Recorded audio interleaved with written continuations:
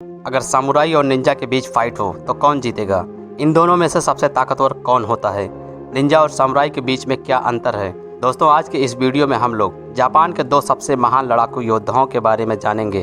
दोस्तों, निंजा और सामुराई पर आपने हॉलीवुड की कई फिल्में भी देखी होंगी।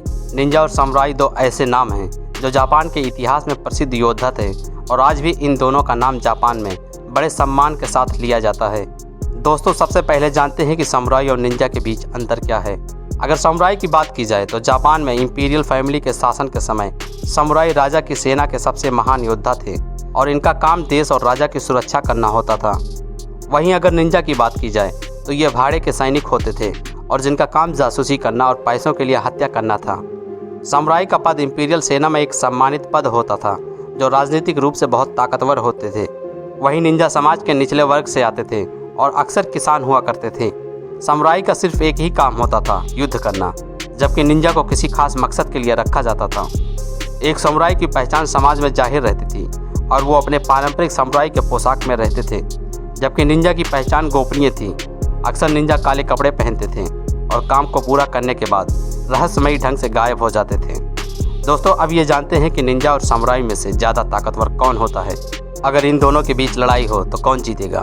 तो आपको बता दें, निंजा और सामुराई आपस में कभी नहीं लड़ते, क्योंकि सामुराई खुद अधिकतर निंजा से काम करवाते थे। ऐसा इसलिए क्योंकि सामुराई की पहचान खुली होती थी, ऊपर से राजा के द्वारा बनाए नियमों के अंदर रहकर ही काम करना पड़ता था। इसलिए 1581 में सामुराई निंजा को किराए पर रखकर जासूसी और हत्या करवाने लगे, जो बाद में पैसे के बदले काम करने के लिए मशहूर हो गए। फिर भी यदि सामुराई और निंजा के बीच लड़ाई होती है तो आमने सामने की लड़ाई में अक्सर एक सामुराई ही भारी पड़ता है, लेकिन अगर पहाड़ी क्षेत्र और कंजेस्टेड एरिया में अगर फाइट हो तो निंजा सामुराई पर भारी पड़ता है। ऐसा इसलिए होता है क्योंकि एक निंजा हल्के और छोटे हथियारों का प्रयोग करता है, जबकि सामुराई लंबे तलवारों का प्रयोग करता है। एक निंजा बहुत फुर्तीला और तेज होता है। निंजा कुंग-फू और कराटे में भी माहिर होते हैं, वहीं सामुराई तलवारबाजी में माहिर होते हैं। एक सामुराई सिर्फ सामने से वार करता है, क्योंकि राजा के बनाए नियमों के खिलाफ जाकर वह लड़ाई नहीं करता, जबकि निंजा किसी भी कानून कायदे के दायरे में रहकर नहीं लड़ते। वो जब चाहें और जैसे चाहें वार कर सकते हैं। अगर सामुराई हार जाए तो वह अपनी हार स्वीकार कर लेता है और सम्मान के साथ आत्महत्या कर लेता है, लेकिन निंजा कभी हार स्वीकार नहीं करता, भले ही उसकी जान चली जाए। दोस्तों, आप लोगों को क्या लगता है, यदि सामुराई और निंजा में फाइट हो तो कौन जीतेगा? आप हमें कमेंट करके बता सकते हैं। वीडियो पसंद आया हो तो इसे एक लाइक कर दें। अगर आपको इस तरह के वीडियो देखना पसंद है तो चैनल को सब्सक्राइब करके घंटी वाले बटन को दबा दें।